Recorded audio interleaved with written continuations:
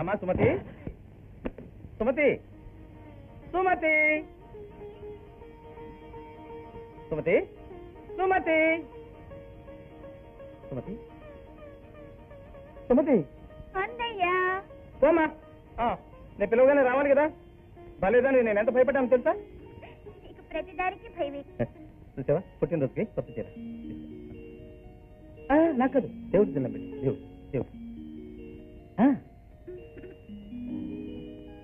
నాకు గురువు, దైవం, అమ్మ, నాన్న, అన్నయ్య అన్నీ నువ్వే అన్నయ్య. మరే పెళ్లికి ముందు అందరు ఆడపిల్లలు ఈ మాట చెప్తారు, పెళ్లి అయిపోగానే అందరినీ మర్చిపోతారు. నాకు తెలియదు ఏంటి మాట చెప్పరా?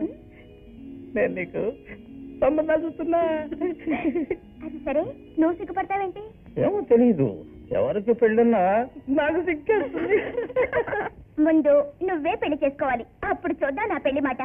ఎందుకంటున్నానంటే, నేను అత్తవారింటికి వెళ్ళిపోతే నిన్ను చూసుకోవడానికి, నీ కొండి పెట్టడానికి వేరే ఇంకెవరున్నారు? అంచేత వదిలిచ్చిన తర్వాతే నీ కడప తట్టి వెళ్తాను. అవును, ఇప్పుడే ఈ ఊళ్ళో అంతా నన్ను తేలిగ్గా చూస్తున్నారు.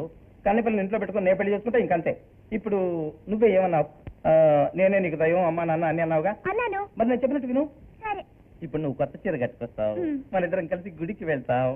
పోయే దారిలో చెక్కిడాలు, జంతికలు, మిఠాయిలు అన్ని కొనుక్కొని తింటాం. ఇంత వయసు వచ్చింది, ఇంకా అలవాటు వదిలిపెట్టలేదు. పోనయ్యా.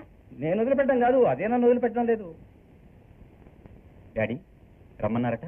రాజు, పాల పౌడర్ వచ్చింది, జాగ్రత్తగా తీసుకురావాలి. Okay daddy.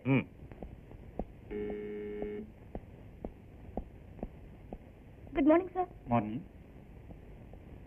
Yes sir. Sumathi, Bombay line out of order అట. అంచేత బాంబే జాన్సన్ కి start immediately, milk powder ready అని ఓ వైర్ ఇవ్వు. సార్, మిల్క్ పౌడర్ రెడీయా? అర్థం కావడం లేదే. సుమతి, నువ్వు ఇక్కడ పనిచేస్తున్నప్పుడు చెప్పింది చెయ్యాలి. ఏమిటి ఎందుకు అని అడగనూ కూడదు, ఆరాలు తీయనూ కూడదు. Sorry sir. You can go now.